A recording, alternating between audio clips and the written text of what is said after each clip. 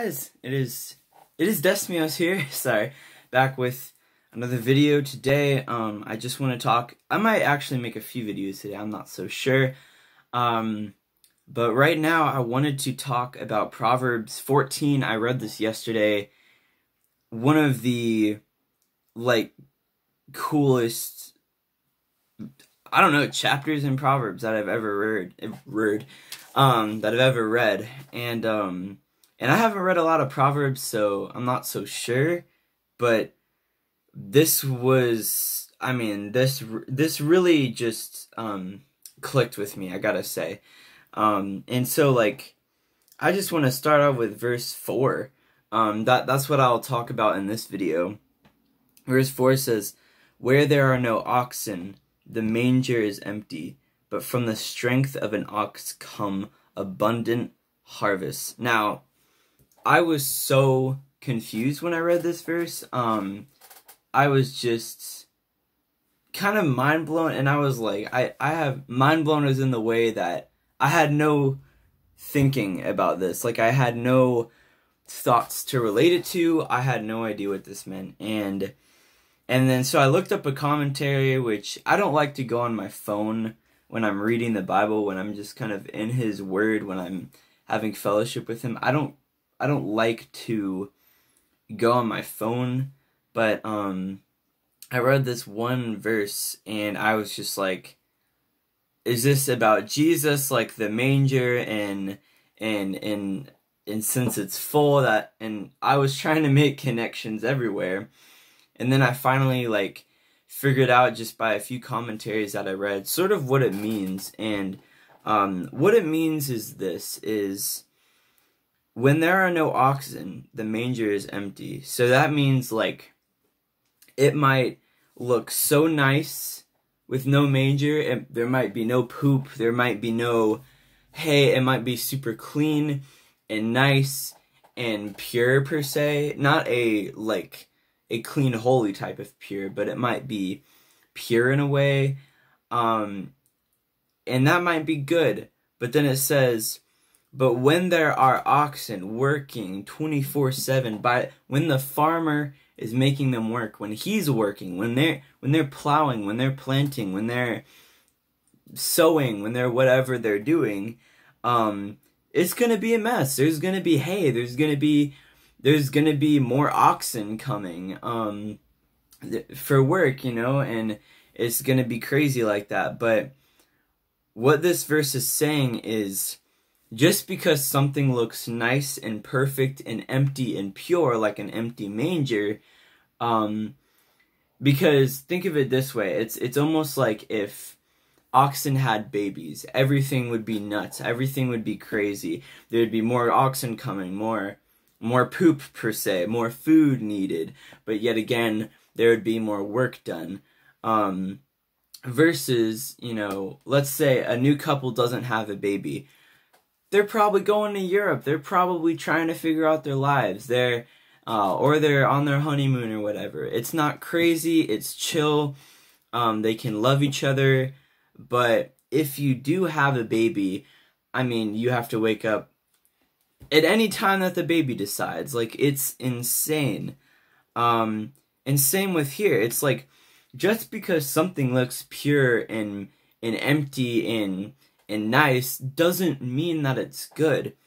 It says the manger is empty. When the manger is empty, is a bad thing. You don't want the manger to be empty. You want oxen coming in. You want them to grow up and work. You want them to reproduce. And then you want oxen working so that it will be messy. And same thing relating it now to the spiritual life is just because something looks nice and pretty and figured out, my youth minister sent me this quote yesterday by Charles Spurgeon, and I wish I wrote it down, but I saved the picture on my phone, but I'm using my phone for this, so I can't really do that. But it was talking about how, we need to exhaust our lives for God. If we were to die early, great, less time on earth, more time in heaven.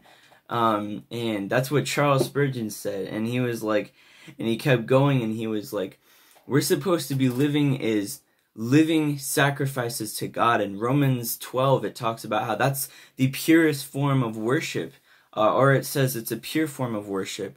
To give yourself up as a living sacrifice. Worship isn't just songs. It can be giving your life up as a sacrifice. And even reading this verse, it's just like, it shows me that your life isn't about you having pleasure. You know, we read in Psalm 73, where David was like, my foot almost slipped. I saw the pleasure of the wicked. I saw how great they were doing. I saw how wonderful their lives were. They were healthy. They were fine. There was no battle. There was none of that stuff.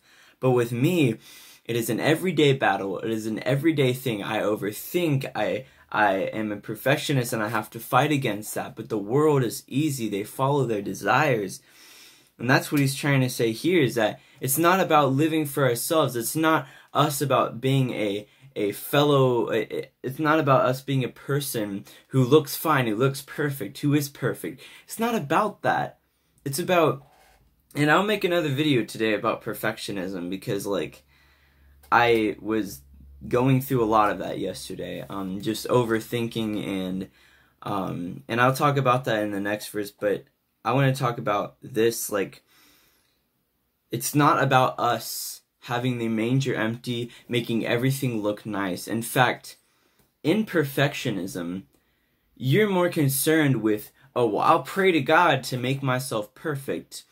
It's more about praying to God to make yourself perfect rather than praying to God that he would open up opportunities for you to do his will, for you to sacrifice. And that's the difference. And what he's trying to say is, don't live your life as a perfectionist, trying to make yourself have all the pleasure you want, all the perfection you want, because then you'll be working so hard on perfecting yourself rather than working hard to do the Lord's will in that day. And so that's what this verse kind of means to me. It's like, it's not about things being empty as in like physically empty. Like, it's not about the manger being empty and it looking nice and clean. It's about, are you working for the Lord, even if it means it's going to be messy, even if it means it's going to be uncomfortable. Like, that's what he wants. And so that was my video for today, or one of them.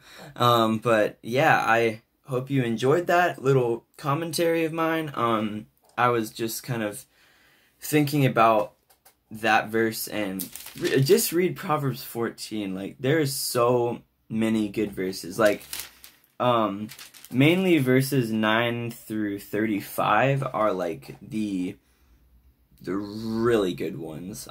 They talk about like everything that I was thinking yesterday, everything that happened in like the past 6 months. But yeah, so I don't want to let this go on too long. It's already at 8 minutes, so God bless you guys. Worthy is the Lamb. Soli Deo Gloria. Be a prisoner in Christ. As you can see, the name of my channel is Desmios, meaning prisoner. So please be a prisoner in Christ. Please live for God. Don't live for yourself, because that's still empty in the end. It's still empty. So love you guys. I'll see you later. Please subscribe if you want to, but even if you don't, just keep pursuing God. Just keep watching these videos. Just keep or any other video, or watch sermons, read the word, pray, live for him. That's what I want. I don't care about subscribers. I just care if you're doing his will.